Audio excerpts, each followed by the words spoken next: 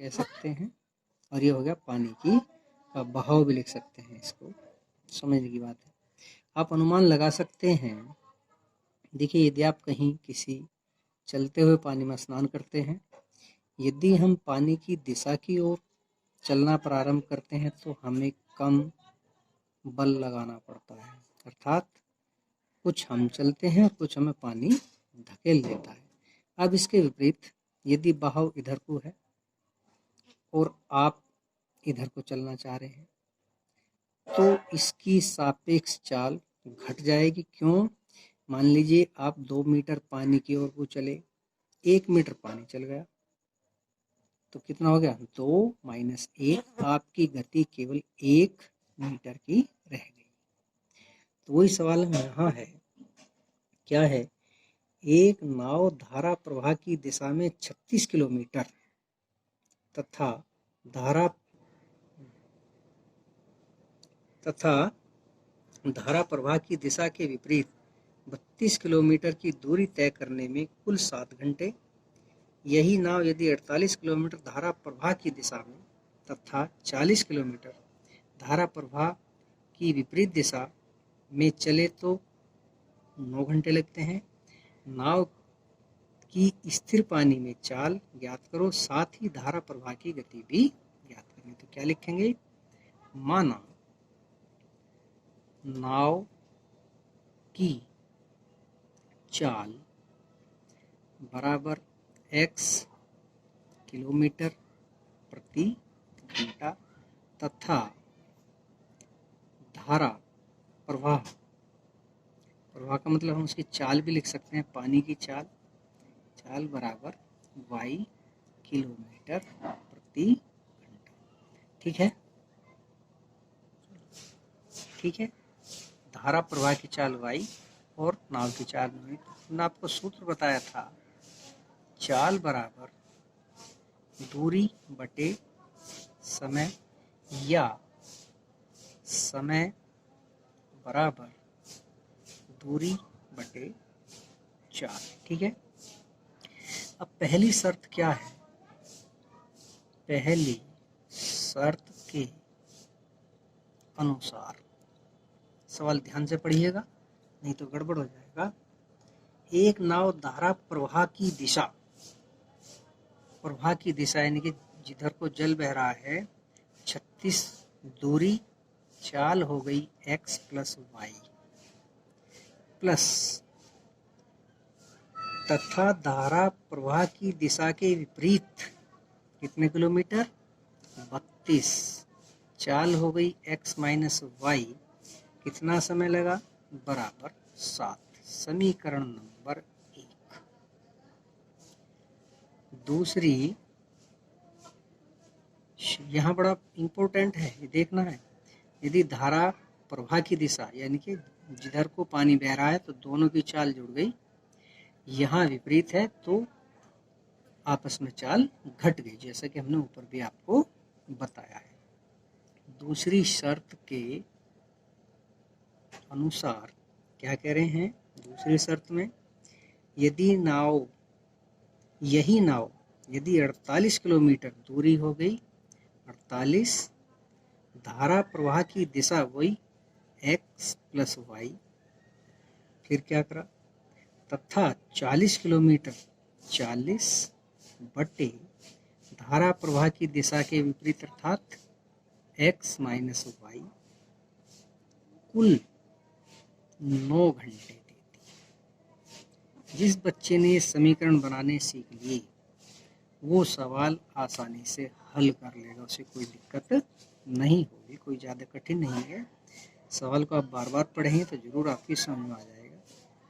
तो आप देखिए, यहाँ x माइनस वाई है, यहाँ भी x माइनस वाई है, x प्लस वाई है और यहाँ भी बटे x प्लस वाई है। आपकी मर्जी है, चाहे x प्लस वाई को विलुप्त कर लो या x माइनस वाई को। ठीक है, आसान ये रहेगा।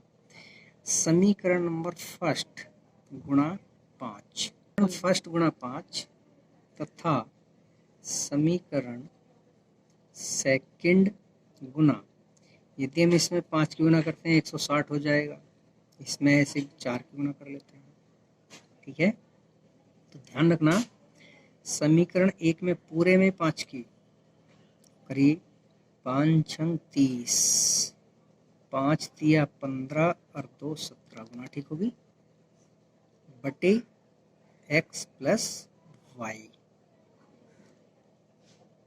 5 छंग 30, 15 3 18, ये 100 काटे तो ना, ये 180 आएगा, ठीक है, प्लस इसमें हम 5 की गुना करेंगे, 5 दूनी 10, 5 तिया 15 और 1 16 बटे x माइनस वाई और 5 सत्ते 35, ठीक है। अब आपने 4 की गुना करनी है, 4 या 32, 3 हाथ से लगे, 4 चौक 16 और 3 19 बटे x प्लस वाई प्लस 160 बटे x माइनस वाई बराबर 9 चौक 36। घटाने पर, क्यों, दोनों प्लस है, ये माइनस और ये भी कट गया। अब आप देखिए 180 में से 192 घट रहा है, तो माइनस के 12 बट्टी x प्लस वाई बराबर माइनस का 1, माइनस से माइनस खत्म, इसकी गुणा इसमें कर लीजिए, ये हो जाएगा x प्लस वाई बराबर 12। ये एक नया समीकरण बन गया। अब x प्लस वाई का मान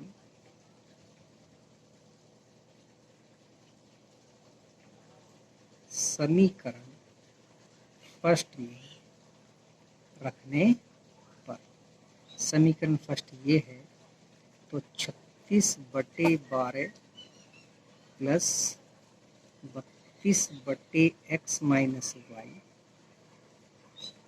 बराबर 7, 12 तिया 36, ये बचता है 32 बटे x माइनस 7 बराबर x माइनस वाई बराबर 7, इसको इधर लेंगे, 3 बराबर 4, चाहो तो इसे काट सकते हैं, यहीं 4 एकन 4 और 4 इट्ठे 32, इसको ले गए यहाँ। तो अगला हमारा क्या समीकरण बनता है, x माइनस वाई बराबर 8, x माइनस वाई बराबर 8, और दूसरा समीकरण है x प्लस वाई बराबर 12। फिर जोड़ने पर ये खत्म, 2x बराबर 12 8 20, 10 बार कट गया, x का मान इन कोई भी समीकरण में रख लो का मान, अब हम इसको बदल सकते हैं समीकरणों को, इसको आप 3rd मान लीजिएगा, इसको 4 मान लीजिएगा, वहाँ भी रख सकते हैं लेकिन वहाँ थोड़ा लंबा पड़ेगा। x का मान समीकरण 3rd में रखने पर, तो क्या भैया आपको घटा देते, ये एक ही बात है, x माइनस वाई बराबर 8 और x की जगह हमने 10 रखा, माइनस वाई बराबर 8, माइनस वाई बराबर 8 माइनस 10, माइनस वाई बराबर माइनस के 2, माइनस से माइनस कर दिया। अब आइए x हमने नाव की चाल, तो नाव की चाल x बराबर हमारी कितनी आई, 10 किलोमीटर प्रति घंटा, तथा धारा प्रवाह की चाल या गति y मानी थी, वो आई 2 किलोमीटर प्रति घंटा। ये प्रश्नावली आपकी समाप्त हो गई है। जो भी आपको सवाल पूछना है वो आप पूछ सकते हैं।